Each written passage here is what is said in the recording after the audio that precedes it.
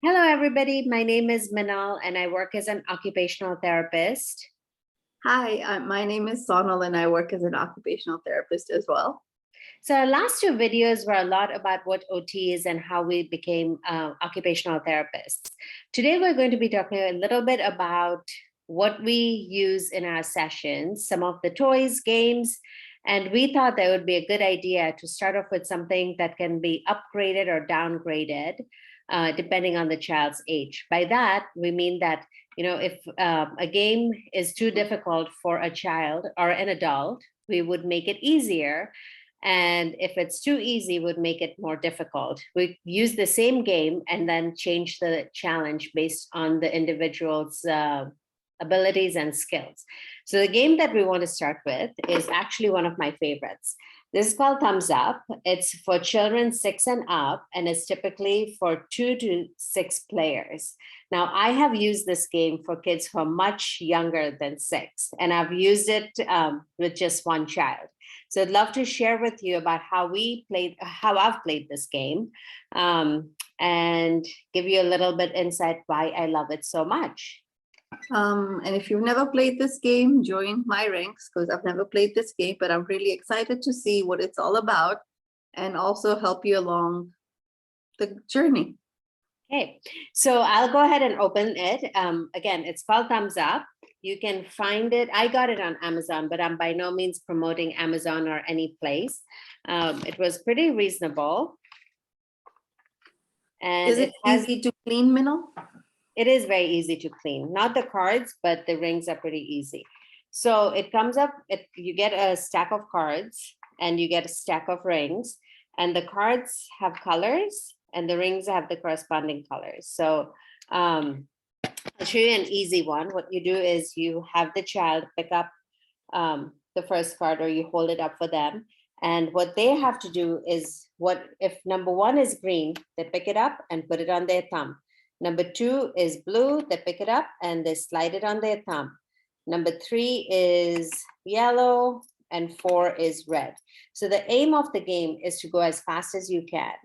And if there are 2 players, they're playing against each other. If there are 2 or more players, they're playing against each other. So the way I usually play this game with a child one-on-one, and I have the child, I don't compete with the child, but it's a motivator. Let's see how fast you can do it. Sometimes we'll play together. The reason I like this game so much is because it works on fine motor skills. So I know some people may not be familiar with what fine motor skills are. Fine motor skills fine motor is the movement of the muscles of our fingers and mouth. But when occupational therapists and when teachers refer to fine motor, we're often referring to the muscles of the hands. The reason why this is really important is because we use our hand muscles for a variety of everyday skills: writing, typing, tying shoelaces, using a key to open a door, holding a spoon or a fork. All these skills require what we call fine motor, so movement of our muscles of our hands.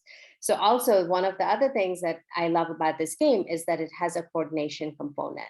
So using one hand to hold, coordination is basically when OTs talk about coordination, we're talking about using both sides of our body simultaneously. So when you have a child hold a card with one hand and use the other hand to manipulate objects or items, that's a component of coordination.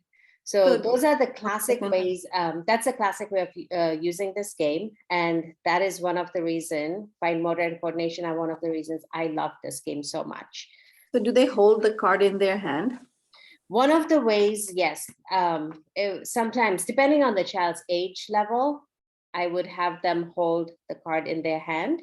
But I'm a little confused. If they're holding the card in their hand, how are they putting the rings in their... Oh, great question. You use one hand, you have to slide it. That's the whole thing about the game. Oh, so you don't use both, one hand to pick and slide like that?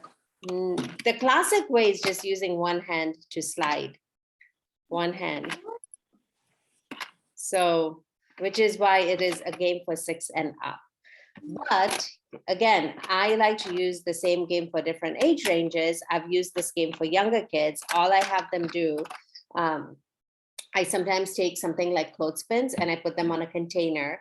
For sake of demonstration, I'm using a tennis ball container, and I'll have these clothespins, and I'll hold the card for them, and I'll ask them to look for number one, and they find number one, and they have to put number one on green, number two on blue, number three yellow. So this is really great for younger kids like preschoolers who are learning sorting and matching. For kids, as you know, if they're 6 and up, and if it is pretty easy for them, I will sometimes, instead of having the rings in the box like the way they're stacked here, I'll dump out all the rings and have them pick them up as quickly as they can. Another challenge that I really like to give the kids who are able to do pick these rings up pretty quickly is have them do it with 2 hands. So what I'm So what? have them use 2 hands. So what I mean by that is if number one is green, then they use it going like number one. If number two is blue, thanks. If number two is blue, they do number three, and then lastly, number 4. So now, when you're making them do it with 2 hands, is there a reason you're doing that? yes, dexterity, again, the coordination piece, when you have to do the same activity, both hands are doing the same activity at the same time without just holding, you have to quickly move through it. It's a little harder, a little more work. Okay. So those are some of the ways I use this game. For kids who, all of these things are pretty easy, I'll hold the card up, almost like the way they would be copying from a board. I hold the card up, so they have to look up and look down and pick up the rings as quickly as they can. So some of my Have you found a challenge where a child does not like this game or does not want to play with you? Pardon? Have you ever found a time when a child does not like this game or does not want to play with you? Oftentimes when they don't like it, it's because it may be too hard. So then in that case, I will let them, pick it up again using the same card. If it's number one, have them do it this way. Number 2, 3, and 4. So now, do you ever let them use your thumb so that they I've can never just stack actually had to do that, but I'm sure that would be another way to make it easier for a child, or maybe not. I'm not sure if that would be easier or not, but most kids enjoy this game. A lot of kids like the competitiveness, even though I don't make it into a competition. Kids do like that. Oh, let me see how quickly I can play this game. Let me see if I can get them all in my hand. A lot of kids have the tendency in the beginning, at least, to use both their hands. So I'll have to prompt them a lot. Let's try and use only one hand. And oftentimes after a few rounds, they seem to get it. So it's a really fun game. I really like it. What is the cleanup like after the game?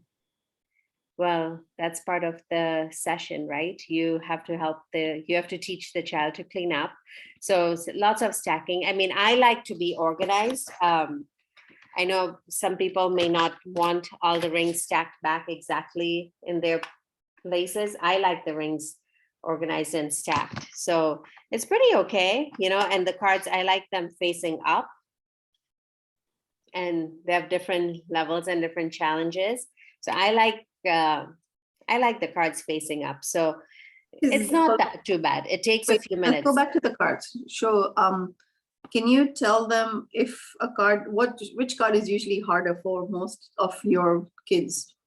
This is pretty easy because, the numbers are pretty big and it has the colors all clear.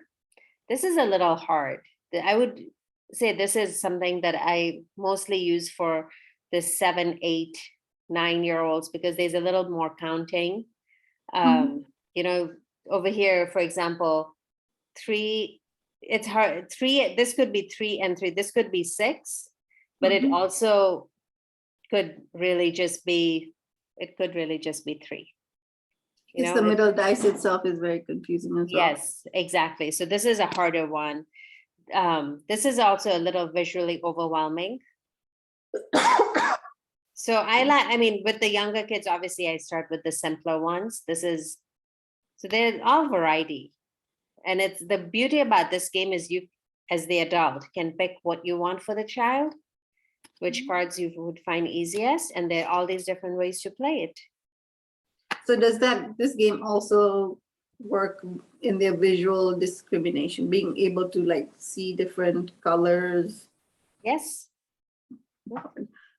Like I said, some of the cards are a little visually overwhelming, but most of them are really good and easy to follow. There's sometimes some of these cards where the kids get confused, the younger kids, especially between 6 and 9. So that's also another skill, just recognizing the numbers. Really good. So it has so many different ways to play it. Like I said, I've only played one-on-one with kids. I've never had two kids play against each other, but I'm sure it would be a fun way if you have two kids who want to do a little competition. How did you come across this game? You know, I actually saw somebody else had it. So that's how I found it. And then it has become one of my favorites since. Okay. So we're not promoting these games. We're trying to show the games and activities and items that we like to use in our sessions. So if you found this helpful, please subscribe, like our videos so we can keep making more. And if you want to know what other games we play, comment and let us know what else we can show you.